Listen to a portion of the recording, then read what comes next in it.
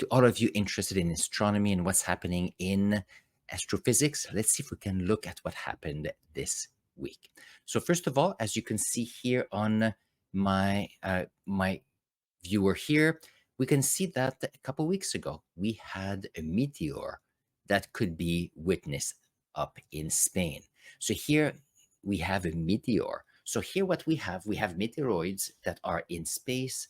When they get into the atmosphere, then there's friction with the molecules of the atmosphere. And what happens is that friction is heating up that object. And here we have an object that basically just cooked in and melted and disintegrated as it went through the atmosphere. Now, we are calling them meteors because they are only in the atmosphere. If it happens that there's an object, a physical object that we can take and pick up from the ground, these objects are called meteorites. But here we have meteor. It's always interesting to see where it's beautiful in the sky, but in some ways we are powerless when they are coming in. So depending on the size, it could affect us on Earth. And that's why we have scientists always looking into the night sky to try to see if we can somehow find some that might be coming in our direction so we can be prepared. So let's see. So that's our first topic. The second topic is about the night sky, that we're supposed to be able to see the parade of the planets on the evening or the morning of June 3rd.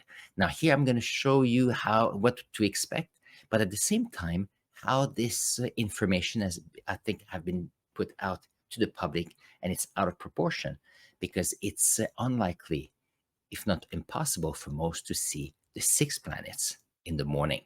Many astronomers on the planet with telescope might be able to do so, but we won't be able to see that. So let's see what we've got here. So I have here a website. Let's see if I can show it here. Perfect. So there's a website called stellariumweb.org. I will put in the comments below the link so you can go and have a look yourself. So here we have the night sky. So we are here on June 1st. So this is interesting, but because this gives us, so here it's about 10:30 on June 1st, and you could see the sun that is moving. And here we have our night sky that is starting. Now here what you can see, this is the horizon, but you could see here the parade of planet that is under the horizon for the night here, going from June 1st to June 2nd. So here I'm going to take away the landscape and let's see what we've got in the sky. So here we have Saturn, we have the moon, that is not a planet, but it is lined up as well. We have Mars here, we have Jupiter, and if I move a little bit, we'll be able to see the other planets that we'll see. So there's Uranus right there, and there's also Mercury that we can find right here. So 1, 2, 3, and I think sometimes I may have seen Venus, and Venus is just here at the back. Now, what's interesting, you're going to see, well, at the 4:20, we might be able to see them all here. But if I put the horizon back, we have the horizon back right here.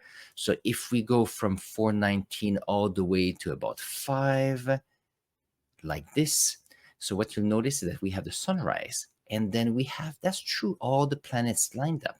However, the chances are for us to be able to see them lined up and take a picture is very slim to none. The reason for that is that the sun is up and therefore competing for the light from these planets. Now we'll be able to see Mars and Saturn because these are planets we can usually see. Now, if I go back a little bit here, and that was from the day before, some of you will say, well, Mercury's here and Jupiter is there as well. But these will be very, we cannot look at them in the daytime. Second, Jupiter is so far that will be impossible to see it with the naked eye. It will not be possible. The next one that comes up ever so often is Uranus. Uranus is always very far, so the chances are for us to see it is very small to slim. And if you look, we have here Venus and Mercury. But if you see Venus and Mercury here, they would be between us and the sun, more or less. consequence, or maybe if they're a bit on the other side, I'm not sure exactly sure how it goes. But what we end up having is that there's too much competition with the sun, so we will not be able to see it. So this idea of having a parade of planet, which is an amazing idea, which is astronomically speaking exciting, but to advertise it saying that everybody will be able to see it if they wake up early, that is another piece of information. So I thought I'd share that with you. I'm sure we will have amazing pictures from NASA. So this one here is from a simulation. Even if I tried to do it myself, I would not be able to. So I hope that the community will be able to share some pictures on the web as we are progressing. So that is our second topic today, and it is an exciting part of astronomy. Our third topic today will be about this idea that the James Webb Space Telescope has discovered, or at least observed, the most distant known galaxy. So if I go here from the NASA, so here we have a picture of the night sky, and here, if you want to know if it is a picture from James Webb, we always have a few stars that have a very specific pattern of here the 6 lines around a, a, a light source. And the reason for that is that we have these all these mirrors making the James Webb. So that's a clue for you to see that. So here's an example. So here is the image of that galaxy that they have found. So it's JADES-GS-z14-0. This idea of Z14 here is important because it is what we recognize it as being the furthest galaxy ever noticed and observed. Now I went to see the paper that was published by a scientist that was Stefano Carignani, that was published on May 28th this week, that talked about it. And it has an amazing picture, much better than what the NASA has. So I'm going to share that with you. So there you go. So this is what they have shown us. So here's the example of the picture. Let's see if I can make it better for you too. Perfect. So here you can see that we can see reds, we can see white light. So here we have this galaxy.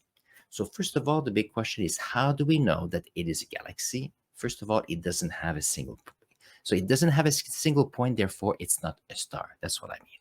It is a galaxy because here, from what we see, there are tons of stars that are included here. Now, as part of their observations, there's a few things they have observed. So let's see if we can look at some of the graphs they have published for us here. So let's see if I can find these graphs. Perfect.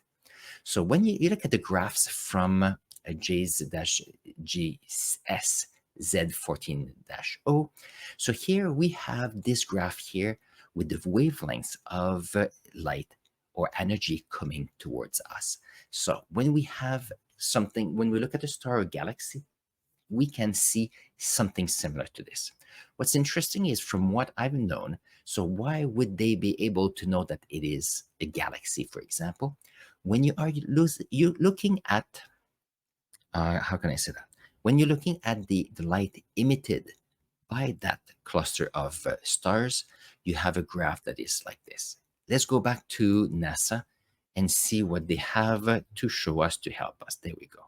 So the NASA published the exact same graph here, and here they show that they show that this galaxy would have existed 300 million years after the Big Bang. So here there's several questions that we will address, several questions that are unknown to me, and I think that's important to discuss.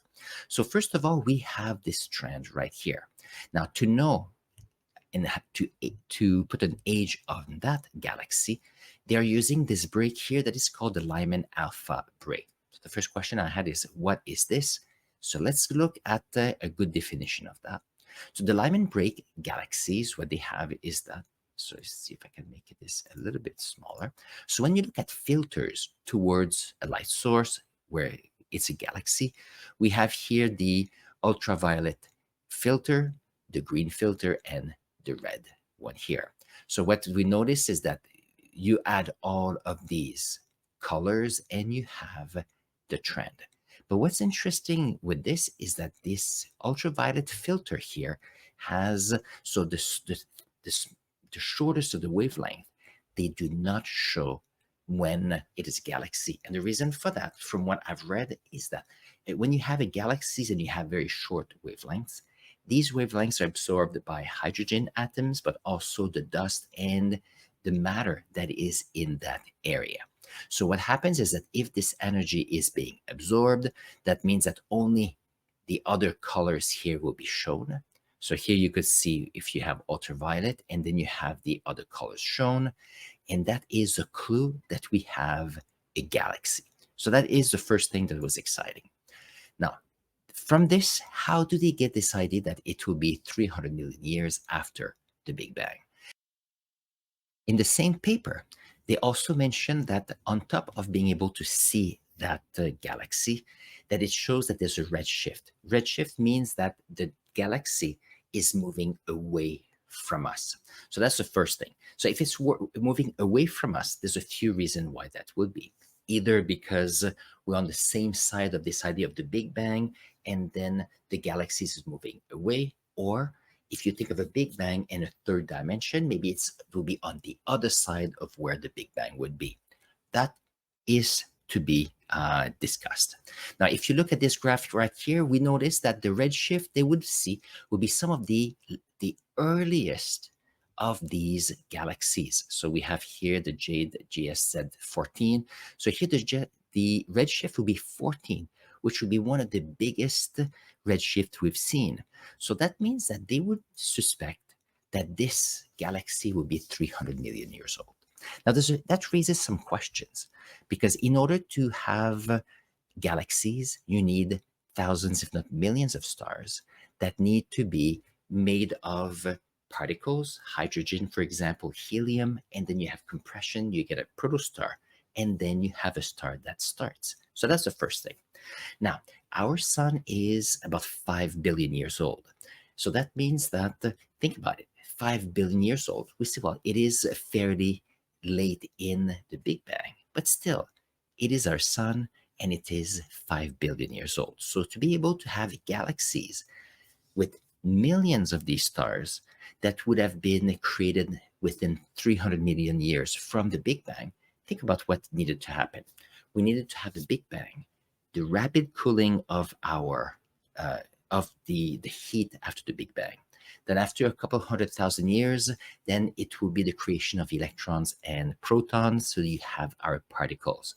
Now, within millions of years, you'd have to take this matter to put them together to be attracted, to be able to create the stars, but not just one star, tons of stars to make the galaxies and start burning. So think about how short of this timeline is. Second, it seems from some of the documents I've read that there was some larger atoms like oxygen. Now, it's possible that some of the data was corrupted between this distant galaxy to us. But still, if they found some larger atoms, that means that somehow this galaxy contains new stars, and those stars are part of a series of stars that will have started, then supernova happened, and then recreated new stars. So this is a good question. So the big question that we have to figure out is that if we have galaxies that are 300 million years after the Big Bang, first of all, is it possible? Second, if we get the data, does that mean that the theory we have about the Big Bang, which is a good theory, needs to be changed a little bit or modified? Don't forget that the Big Bang theory has been going on for, I don't know, 40, 50, 60 years, maybe even more, based on the information we had.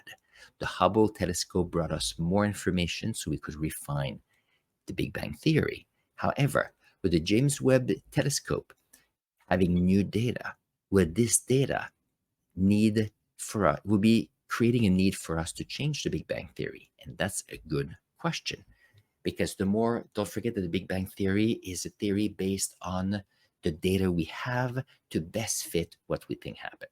So from what I've read, lots of people need to look at the theories, the models, and as we are going along, it is exciting because astrophysics are changing how we will define our universe, how we define the Big Bang, and the evolution of that one. So hopefully you'll be able to, you can enjoy and see how exciting that would be. If you've enjoyed this video or you have questions or you have clarification questions, put them in the comments below. So as I was looking at this information, I realized that there was more and more questions that came up than information I could bring you, which I think is exciting from a scientist's point of view. On this, if you've enjoyed this video, don't forget to subscribe to our channel. There you go. I'm a bit tired, but that's okay. And I'm going to direct you to another video about astronomy, and you'll see we'll learn something new.